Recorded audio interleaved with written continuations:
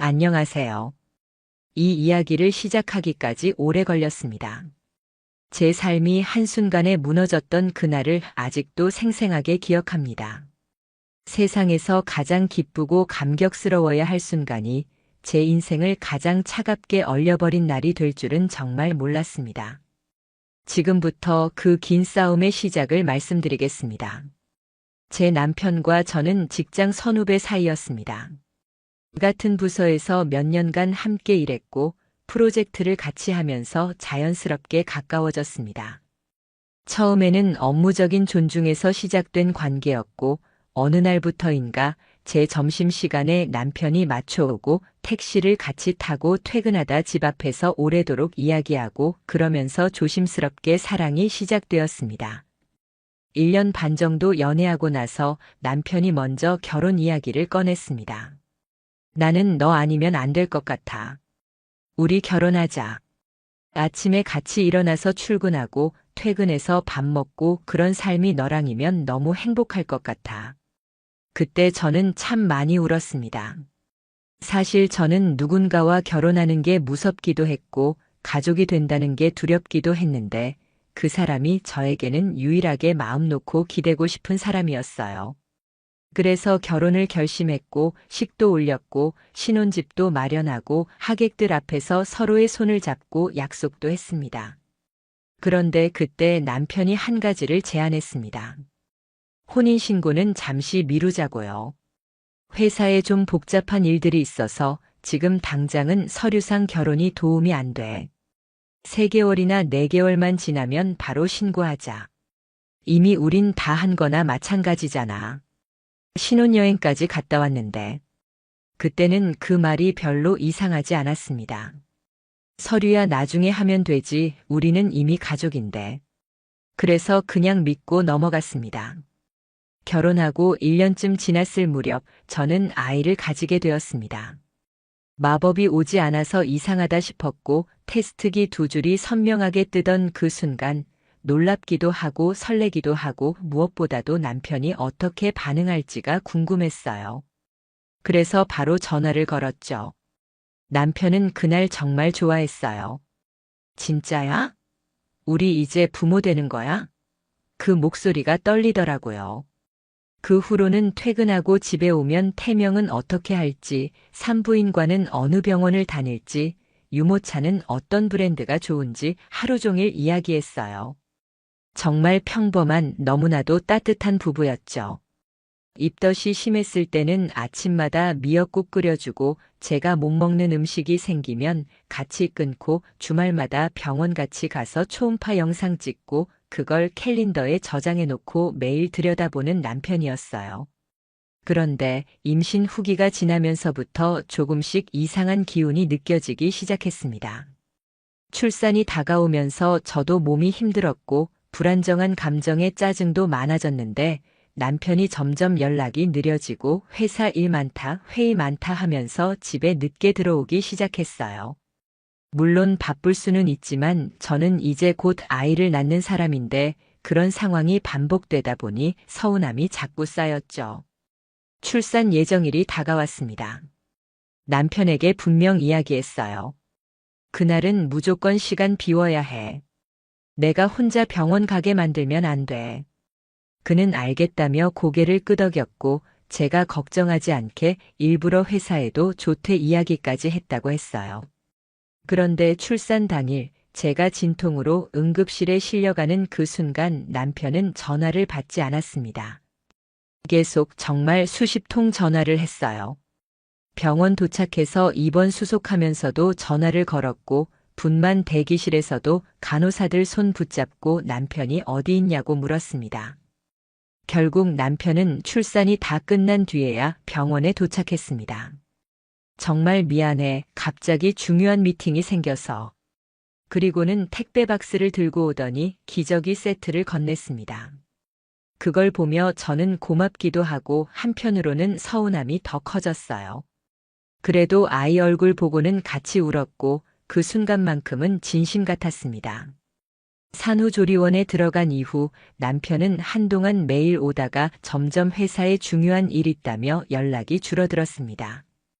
영상통화도 잠깐, 문자도 밤 늦게 한두 줄. 하루는 조리원에서 받은 택배에 제 이름으로 된 은행 우편물이 들어있었어요. 그 안에는 제가 개설하지 않은 계좌에 대한 안내장이 들어있었죠. 공동명의 계좌였습니다. 그리고 그 계좌의 다른 명의자는 생전 처음 보는 여자 이름이었습니다. 이상하다고 느꼈습니다. 남편 이름으로 된 계좌라 확인이 쉽지 않았지만 은행에 전화해서 계좌 명세서를 요청했고 공동 소유자의 이름을 들은 순간 소름이 돋았습니다. 이건 그냥 동업이나 재정상 편의로 만든 게 아니었어요. 그 계좌는 둘이 부부 명의로만 개설할 수 있는 금융 상품이었습니다. 그 말인즉슨 남편은 그 여자와 혼인관계라는 뜻이었습니다. 제가 아직 혼인신고도 안 한 상태인데 다른 여자와 법적으로 부부가 되어 있다는 말이잖아요.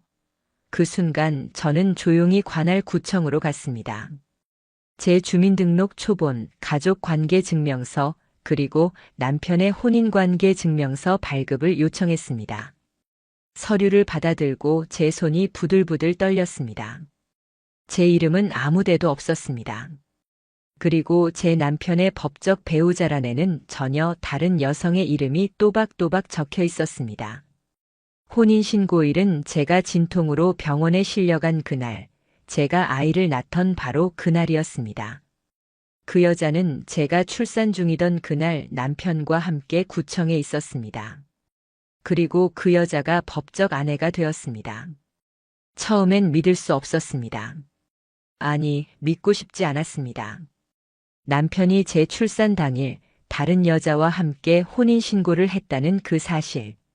처음에는 무언가 행정적인 실수겠지, 이름이 같은 다른 사람 아닐까 스스로 수없이 합리화했어요. 하지만 구청에서 받은 혼인관계증명서 사본, 그리고 남편의 가족관계등록부를 펼쳐보고 저는 그 자리에 주저앉을 뻔했습니다. 거기엔 분명히 남편 이름 옆에 그 여자의 이름이 적혀 있었고 그 날짜는 제가 분만실에서 아이를 낳고 있었던 정확히 그날이었습니다. 이제 저는 깨달았습니다. 남편은 처음부터 혼인신고를 일부러 미뤘던 게 아니었습니다. 그건 철저한 계산이었습니다. 저와는 결혼식을 올린 파트너로 남기고 법적 혜택과 관계는 다른 여자와 맺기 위해 완벽하게 계획된 구조였던 거죠. 저는 머릿속이 하얘졌습니다. 그 여자는 도대체 누구일까? 남편과 어떤 관계이며 어떻게 그런 일까지 가능했을까? 우선 남편의 명의로 개설된 통장과 카드 명세서부터 하나하나 살펴보기 시작했습니다. 정리하는 동안 눈에 띈 익숙한 패턴이 있었습니다. 같은 날짜, 같은 시간대에 반복되는 특정 지역의 결제 내역, 가구점, 마트, 아이용품 매장, 음식점, 그리고 호텔이 아니라 장기 숙박형 레지던스. 이상하다고 느낀 저는 남편의 차량 위치를 확인하기 위해 예전에 설치했던 차량 공유 앱을 다시 켜봤습니다. 다행히 비밀번호는 그대로더군요. 차량의 주 정차 위치는 서울이 아닌 인천 송도에 있었습니다. 그리고 바로 그 근처 주소지에 남편과 그 여자 둘이 공동 전입신고가 되어 있다는 사실을 등기부등본과 주민등록 초본으로 확인할 수 있었습니다. 이건 단순한 외도가 아니었습니다. 남편은 송도에 있는 그 집에서 다른 여자와 함께 살고 있었던 겁니다. 심지어는 그 집에 딸린 유아용 물품과 아이 장난감 구매 내역까지 확인되면서 저는 더 혼란스러워졌습니다. 혹시 그 여자도 아이가 있는 걸까? 아니면 우리 아이 물건을 거기서 샀던 건가? 그 후로 저는 다른 여자에 대한 정보도 수집하기 시작했습니다. 남편의 SNS는 이미 비공개로 전환되어 있었고 그 여자 역시 인스타그램에 올라온 흔적이 거의 없었습니다. 하지만 사진 한 장. 정확히는 남편의 차량과 송도 근처 도로에서 찍힌 사진 하나가 그 여자의 인스타그램 스토리에서 발견되었습니다. 피드에는 없었지만 스토리는 24시간 후 사라지기 전 누군가가 캡처한 화면을 공유했었고 그 계정은 분명 남편과 동행했던 여자의 것이 맞았습니다. 아이디에는 이름이 그대로 노출되어 있었고 저는 그 이름을 포털에 검색하기 시작했죠. 그 여자는 남편과 같은 회사 계열사에서 일하던 계약직 출신의 여성으로 현재는 퇴사 후 프리랜서 디자이너로 일하고 있었습니다. 가장 소름 돋았던 건 그 여자가 운영하던 블로그의 글이었습니다. 아침에 우리 아기에게 미역국 끓여주고 함께 산책 나가는 일상이 너무 소중하다. 남편이 퇴근하면서 꽃을 사왔다. 이런 평범한 행복이 내가 꿈꾸던 삶이었다. 남편이 매일 바쁘다며 저와 아이에게는 연락조차 제대로 하지 않던 그 시간에 그 여자는 저와 겪어야 할 일들을 대신 겪고 있었던 겁니다. 출산을 앞두고 진통을 참으며 혼자 병실에 누워있던 제 모습이 떠오르면서 정말 말로 표현할 수 없는 분노가 치밀어 올랐습니다. 남편은 아예 이중 생활을 하고 있었습니다. 송도에서 그 여자와 살며 아이 없는 삶을 즐기고 저에게는 신고만 안 했을 뿐인 아내로서 그저 도구처럼 사용해왔던 거죠. 저는 하나하나 자료를 수집하기 시작했습니다. 남편의 은행 내역, 가족관계 증명서, 공과금 고지서, 자동차 위치 기록, 그 여자의 블로그 캡처, SNS 기록, 그리고 가장 결정적인 건 남편과 그 여자가 함께 아이 장난감을 구매하고 있는 CCTV 영상이었습니다. 제가 출산 후 산후조리원에 머물고 있던 날, 그 둘은 인근 대형마트에서 손을 잡고 아기 장난감을 고르고 있었습니다. 처음에는 너무 충격을 받아 말도 안 나왔습니다. 숨이 턱 막히는 기분이었어요. 하지만 저는 울지 않았습니다. 이건 절대 감정으로 끝날 일이 아니라는 걸 처음으로 깨달은 날이었습니다. 아이를 안고 조용히 변호사를 찾았습니다. 처음부터 사실혼 관계로 인정받기 위한 입증 자료가 필요했고 혼인신고 없이도 남편의 책임을 물을 수 있는 방법에 대해 상담받았습니다. 변호사님은 제 이야기를 들은 후 이렇게 말씀하셨어요. 이건 단순한 외도가 아닙니다. 법적으로는 혼인빙자 사기, 위장결혼, 부당이득 취득, 심지어 상간자 위자료 청구까지 가능합니다. 그제서야 조금 울컥했습니다. 저는 그저 남편이 나쁜 짓을 했구나라고만 생각했는데 그게 아니었더라고요. 이건 법적으로도 사회적으로도 절대로 용납될 수 없는 일이었습니다. 그리고 저는 그날 한 장의 고소장을 쓰기 시작했습니다. 제가 증거들을 하나하나 모아가고 있을 때 남편은 그 사실을 전혀 눈치채지 못하고 있었습니다.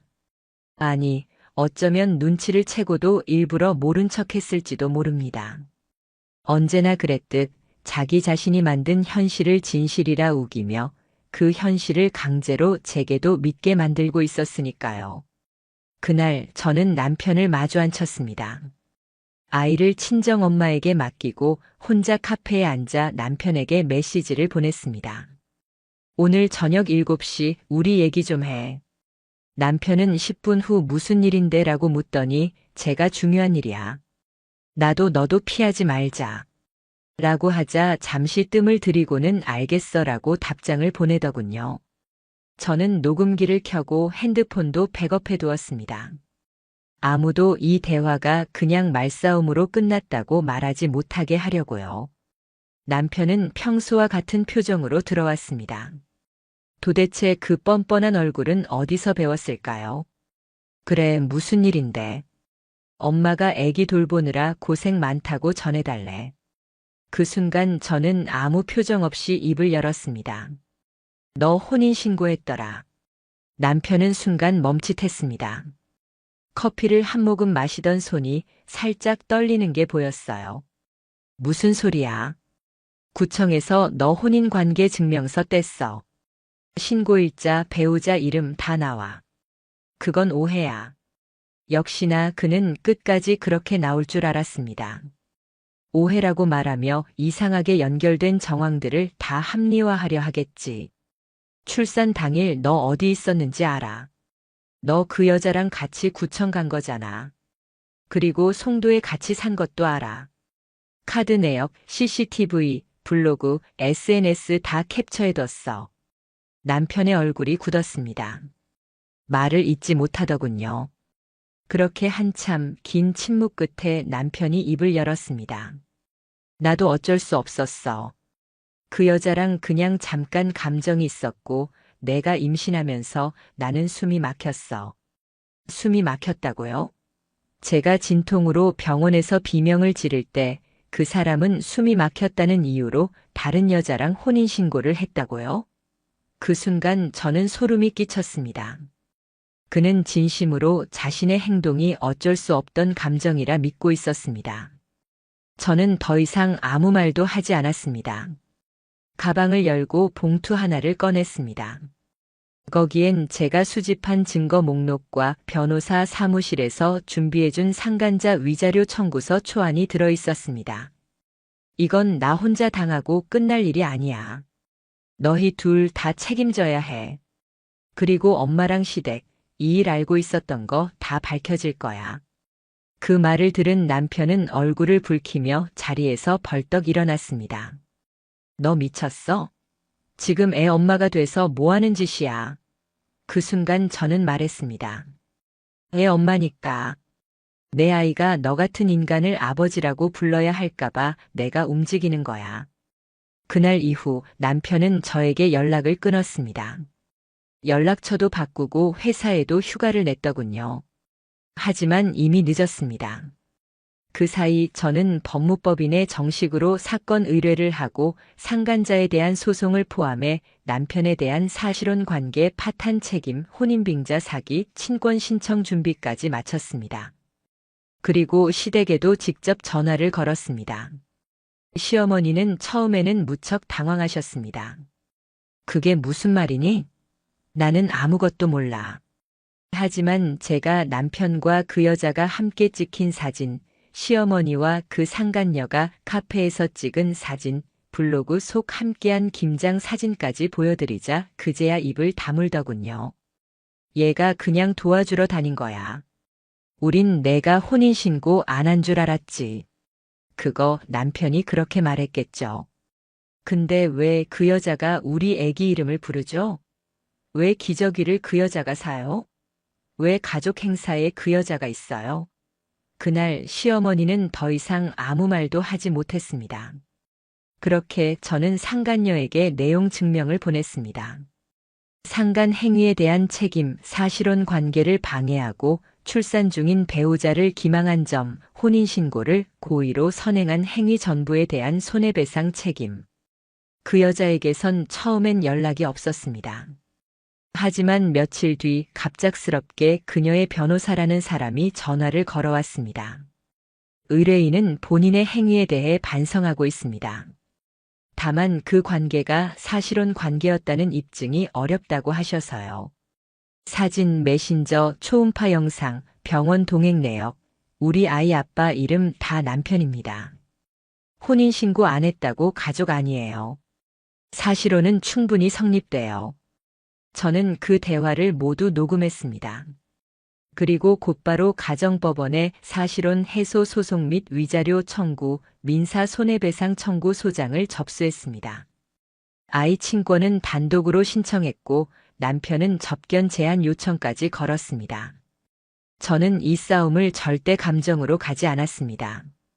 철저히 기록하고 증거를 모으고 단 한치의 감정적인 흔들림 없이 법으로 끝까지 가기로 마음먹었죠. 이후 남편과 상간녀는 저와의 협상도 거절했고 오히려 그녀는 처음부터 법적 아내가 아니었다는 주장으로 맞섰습니다. 하지만 저는 이미 그들의 말장난에 휘둘릴 위치에 있지 않았습니다. 법이 있고 증거가 있고 진실이 제 편이라는 확신이 있었거든요. 법정에서 마주한 남편의 얼굴은 제가 알던 그 사람이 아니었습니다. 여전히 평범한 셔츠를 입고 머리는 단정하게 빗었으며 제게 눈길조차 주지 않던 그 사람은 마치 자신이 피해자인 양 앉아 있었습니다. 법원은 비공개로 진행됐고 저는 변호사를 통해 모든 진술을 정리해냈습니다. 제가 수개월 동안 모은 자료는 페이지 수로만 수십 장 사진과 영상, 대화 캡처, 병원 동행 기록, 공동생활의 증거 그리고 무엇보다도 그 남자와 그 여자의 거짓된 혼인의 날짜와 재출산일의 충돌. 재판은 차분히 그러나 냉철하게 흘러갔습니다. 처음 발언한 사람은 제 남편이었습니다. 저는 이혼한 적도 없고 혼인한 적도 없습니다. 그녀와는 동거인이었고 결혼을 전제로 관계를 유지했지만 법적 부부는 아니었습니다. 판사님이 되물었습니다. 결혼식은 했죠? 예, 했습니다. 그럼 당시 증인도 있었고 하객도 있었고 함께 주거한 기록도 있네요. 네. 출산은요? 제 아이 맞습니다. 그럼 법적 혼인 신고만 하지 않았을 뿐 실질적으로는 부부로 살아온 것이 맞습니까? 네. 맞습니다. 그 답변이 나오는 순간 상간녀 쪽 변호인이 갑자기 발언했습니다. 의뢰인은 상대방이 법적 부부가 아니라고 알고 있었습니다. 서류상 미혼이었고 동거 기록이나 자녀 출산 여부를 사전에 알지 못했습니다. 그때 저는 준비해온 자료 중 하나를 판사님께 제출했습니다. 그 여자와 남편이 함께 찍은 사진, 제가 출산한 병원 근처에서 그 여자가 남편에게 보낸 메시지 내용. 오늘 아기 낳는 날이지? 무사히 마치길 바래. 우리도 곧 그런 날이 오겠지. 판사님의 표정이 바뀌었습니다. 의뢰인이 임신 사실과 출산까지 알고 있었다는 게 확인됐는데 이 진술은 거짓이군요. 그 여자 쪽은 곧바로 말을 바꾸기 시작했습니다. 죄송합니다. 알고는 있었습니다. 하지만 그 당시엔 그분이 이혼 절차 중이라 들었어요. 그 순간 제 변호사가 나섰습니다. 이 사건의 핵심은 의뢰인과 상대방이 사실혼 관계에 있었고 그 사실혼 관계가 파괴되기 직전 피고가 혼인신고를 했다는 점입니다. 출산 중인 배우자를 두고 다른 여성과 법적으로 혼인신고한 그 행위는 일반적인 외도 수준을 넘어 악의적 고의가 있었던 것으로 판단됩니다. 그리고 상간녀가 남편의 어머니와 함께 며느리처럼 찍힌 가족 행사 사진, 블로그 속 시어머니랑 김치 담갔다는 글까지 공개됐습니다. 판사님은 그 사진을 하나하나 넘겨보며 아주 조용히 물으셨습니다. 피고는 원고의 시어머니와 함께 시간을 보낸 사실을 인정합니까? 상간녀는 머뭇거리다가 고개를 끄덕였습니다. 네. 그분은 저에게 우리 집 며느리나 다름없다고 하셨어요. 저는 그 말을 듣고도 아무 말도 하지 않았습니다. 차라리 분노가 나지도 않았습니다. 그들은 끝까지 자신들의 행동을 어쩔 수 없었던 감정으로 포장하고 있었습니다. 하지만 감정이 아무리 격렬해도 그 감정 때문에 저의 인생을 망가뜨릴 권리는 없었습니다. 다음은 판사님의 정리였습니다. 이 사건은 일반적인 불륜 관계를 넘어서 사실혼 관계 파괴와 혼인빙자 그리고 법적 서류를 이용한 명백한 고의성이 인정됩니다. 특히 출산일과 혼인신고일의 충돌은 피고의 행위가 고의적이라는 가장 중요한 정황입니다. 그리고 판결은 다음 기일에 내려졌습니다. 법원은 다음 세 가지를 인정했습니다. 첫째, 저와 남편 사이의 사실혼 관계는 명백히 존재했으며 부부로서의 실질적 생활과 출산, 동거, 혼례식 가족 행사가 이를 입증. 둘째, 상간녀는 그 사실을 인지하고도 의도적으로 혼인신고를 강행했으며 그 과정에서 저의 가족, 아이, 인생 전반을 파괴한 책임이 있음. 셋째, 이에 따라 상간녀는 3천만 원의 위자료를 지급하고 남편은 사실혼 파기 책임 및 친권 제한, 그리고 추가로 양육비 및 정신적 손해배상 책임을 질 것. 판결이 끝난 뒤 남편과 그 여자는 법정을 나가며 말을 주고받았습니다. 어떻게 이렇게까지? 내가 혼인신고하자고 했잖아. 둘 사이에 균열이 생긴 게 그제서야 보였습니다. 이제 그들은 서로를 탓할 뿐이었습니다. 그리고 저는 기록된 판결문을 손에 들고 조용히 집으로 돌아왔습니다. 제 아이는 그날도 아무것도 모른 채 저를 향해 두 팔 벌리며 웃고 있었습니다. 그 아이에게 부끄럽지 않기 위해서라도 저는 끝까지 포기하지 않을 겁니다. 재판이 끝나고 나서도 제 마음은 쉽게 가라앉지 않았습니다. 판결문을 손에 쥐고 나오던 날, 법정 바깥에 선 남편과 상간녀의 표정이 아직도 기억납니다. 남편은 아무 말 없이 시선을 바닥에 두고 있었고, 그 여자는 핏기 없는 얼굴로 작은 소리로만 이렇게 말했습니다. 이럴 줄 몰랐어요. 하지만 전 알고 있었습니다. 그들은 결국 자기들이 만든 불행 속에 침몰할 운명이었다는 걸요. 판결 이후 남편은 다니던 회사를 그만뒀습니다. 정확히 말하면 징계 해고를 당했습니다. 공기업 산하 연구기관이었고 그 내부 감사팀이 혼인관계 및 사적 이해 충돌 여부를 조사하기 시작했거든요. 그들이 발견한 건 남편이 상간녀와 법적 부부임을 이용해 복지 혜택을 이중으로 받은 정황이었습니다. 사실혼 관계였던 저와도 공동보험이 있었고 상간녀와는 주택 청약에 공동 참여한 기록까지 드러났습니다. 결국 그는 서류 위조, 복지 부정 수령, 품위 손상 행위로 인해 징계위원회에 회부됐고 몇 주 후 회사 홈페이지에 이름조차 남기지 못한 채 일신상의 사유로 퇴직 처리가 되어 있었습니다. 상간녀의 상황도 비슷했습니다. 원래 프리랜서 디자이너로 SNS 마케팅을 하며 온라인 브랜드에 납품도 하고 있었지만 그녀가 법적으로 위자료를 물게 되면서 소속 거래처가 하나둘 계약을 해지하기 시작했습니다. 소셜 이슈에 연루된 인물과는 브랜드 이미지에 맞지 않는다. 이게 공식 사유였습니다.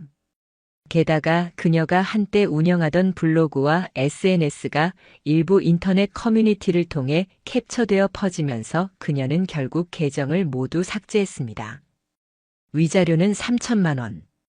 남편과 공동 책임이었지만 남편은 이미 무직 상태였고 그녀에게 배상 책임이 더 많이 전가되었습니다. 그녀는 재판 이후 한 달쯤 지나 제 변호사를 통해 분할 상환을 요청해 왔습니다. 일시금이 어려워 10개월 할부로 납부하고 싶다는 연락이었죠. 전 처음엔 분노가 치밀었지만 결국 받아들였습니다. 그것이 오히려 그녀가 매달 제게 자신의 잘못을 떠올리게 하는 고통의 시간이 되길 바랐습니다. 남편은 그 후로 한동안 연락이 없었습니다. 양육비는 처음 2달 보내더니 끊겼고 휴대폰 번호도 바뀌었더군요. 하지만 법원 판결 이후 이미 급여 압류 조치가 내려진 상태였기에 통장 거래는 모두 추적이 가능했고 추후 직장을 구하게 되면 즉시 소득의 일정 비율이 자동으로 저에게 넘어오게 되는 구조로 설정했습니다. 시댁은 그 후 단 한 번도 저를 찾아오지 않았습니다. 아이의 100일잔치 때 한 통의 연락도 없었습니다. 제가 전화를 걸자 시어머니는 수화기 너머로 이렇게 말하셨습니다. 너무 큰일이 벌어져서 우리가 감당이 안 된다. 그냥 다 잊고 살아줘. 우리도 그 애 안 본다. 그때 저는 알았습니다. 그들 역시 도망치고 있다는 걸요. 결국 저는 아이와 둘이 살아가는 삶을 선택했습니다. 쉽진 않았습니다. 정말 하루하루가 버겁고 밤마다 눈물이 났지만 아이의 손을 잡고 병원을 가고 아이의 웃음소리에 울다가도 웃고 그렇게 하루하루 다시 살아가게 되었습니다. 어느 날이었습니다. 아이와 함께 근처 공원 산책을 하던 중 남편을 마주쳤습니다. 예고 없이 나타난 그 사람은 수척한 얼굴에 헝클어진 머리 그리고 후줄근한 재킷 차림이었습니다. 아이를 보고도 아무 말 못하더니 저를 바라보며 이렇게 말하더군요. 너무 많이 망가졌다. 그래도 아이는 잘 키우고 있어서 고맙다. 저는 단 한마디만 남겼습니다. 그 아이가 커서 너라는 사람을 어떻게 기억할지는 이 아이가 아니라 너 자신이 결정하게 될 거야. 너처럼 살지 않도록 내가 더 열심히 살게. 그렇게 돌아선 후 그 사람은 제 인생에서 다시는 등장하지 않았습니다. 그 후로 저는 아이를 키우며 조금씩 다시 제 삶을 회복했습니다. 심리 상담도 받았고 커뮤니티에서 같은 아픔을 겪은 분들과 이야기를 나누며 저 자신을 다잡아갔습니다. 이제는 밤마다 엄마 사랑해요라고 말하는 아이의 목소리에 매일 마음이 따뜻해집니다. 복수는 상대를 망가뜨리는 것이 아니라 내가 다시 살아나서 웃는 것이라는 걸 이제서야 알게 되었습니다. 그들은 모든 걸 가졌다고 착각했고 결국 모든 걸 잃었습니다. 그리고 저는 가장 소중한 것을 지켜냈습니다.